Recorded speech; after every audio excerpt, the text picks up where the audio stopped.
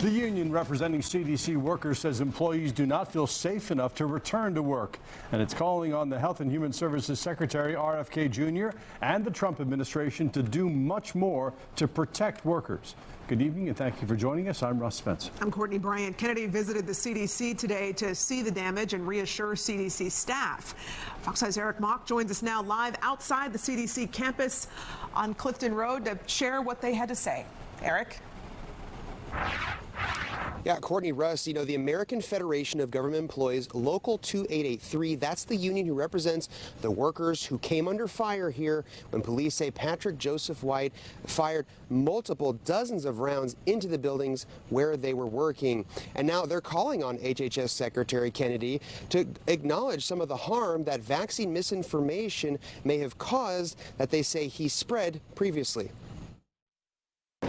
Our workforce, it can't be expected to sit beside bullet holes. President of the American Federation of Government Employees, Local 2883, Yolanda Jacobs, says since Friday's attack on the CDC campus, she's been hearing from workers there nonstop, telling her they don't know when they're going to feel safe enough to go back. Some of those bullets actually entered the building. So it's not just where it was outside surface damage. There was damage to the interior as well. So a lot of these employees, they're traumatized. It's not every day they wake up to get shot at. Monday, Health and Human Services Secretary Robert F. Kennedy Jr. toured the damage and viewed security measures at the Roybal campus. Reassure the CDC staff that they're safe, that they're supported, that they have the broader agency behind them, and that we're going to do everything we can to assure their safety. But Jacobs says Secretary Kennedy himself has spread what she calls dangerous disinformation about the COVID-19 vaccine. Accused shooter Patrick Joseph White told police in 2024 the vaccine made him sick. While the union stopped short of blaming the attack on vaccine disinformation, they claim it greatly contributed to it. When your own leadership peddles falsehoods, it doesn't just erode the public trust, it creates the conditions for the kind of violence that we saw on Friday. But Kennedy struck a different tone after his CDC visit Monday, saying he wanted workers to feel good about the work they're doing here. Is to make sure that people who work at CDC have pride in what they're doing, and we're doing everything to instill that pride. But Jacobs and the union leadership say they find that hard to believe. Basically, they have placed a target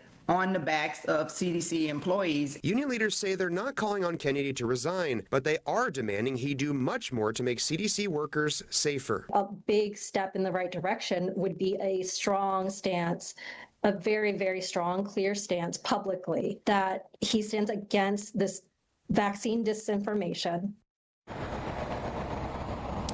Now, the Roybal campus and CDC has told workers that they can work from home for the rest of this week. But Local 2883 says workers should be able to work from home indefinitely until they feel comfortable enough to go back to work. They're also demanding 24-hour perimeter security with armed guards, and they want those guards armed with weapons stronger than just handguns. They also want more security at the leased CDC properties that don't have perimeters like you see here. Now, HHS would only say that, quote, additional safety and security measures are going to be in place by next week. For now, reporting live in Atlanta, Eric Mock, Fox 5 News. Well, we'll be checking to see whether those suggestions are followed up on. Eric, thanks very much. An internal memo reveals that the gunman fired more than 180 shots onto the CDC campus. Tonight, we're hearing from a woman who says she came face to face with the shooter. Fox 5's Kim Leffler brings us her story.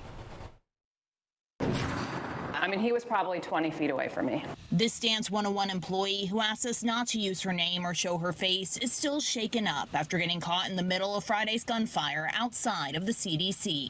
She says she was on Clifton Road turning right into Emery Point when she heard loud bangs. The more I heard the loud bangs, I thought to myself, I think these are gunshots. And when I look to my right, I see him walking out and down the steps right towards my direction, gun up, shooting erratically. And I don't know if he's shooting at a particular person or object. That's when she says she drove away from the area as quick as she could. I didn't catch his face. I believe he had on a mask, so I couldn't see anything, and it all did happen in the blink of an eye. But what appeared to be a blue shirt, I feel like black pants, was not a handgun. It was huge, and he didn't need to keep reloading. I know that. It just kept happening. The studio remained closed Friday, but reopened for classes on Saturday. The woman told me dance is helping her begin to heal. But then as I calmed down and thought about it, I realized that I cannot let a person or an occurrence or situation take things away from me or the people that I love either. And I knew that coming here and being surrounded by something that I love to do that brings me joy would help me get through. Kim Luffler, Fox 5 News. The CVS pharmacy store that was located near the shooting site reopened today as well. The CDC says their employees will now work remotely for the rest of the week.